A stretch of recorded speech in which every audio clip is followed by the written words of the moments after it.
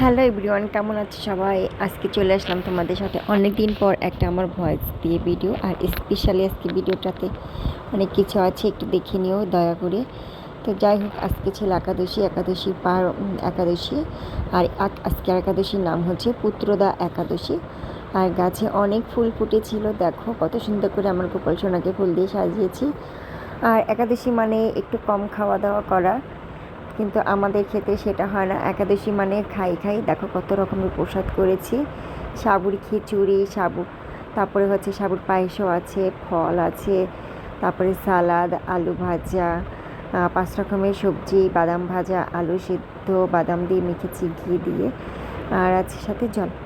যাই হোক, এরপরে গোপাল সোনাকে ভোগটা লাগালাম। তারপরে হচ্ছে আমি তখন বাজে প্রায় 3টা, সাড়ে 3টার মতন আমি একাদশীর প্রসাদ পাচ্ছি। আর একাদশীতে একটু কম খেতে হয়, কিন্তু অনেকগুলো আইটেম হয়ে যায় প্রতিটা একাদশীতেই।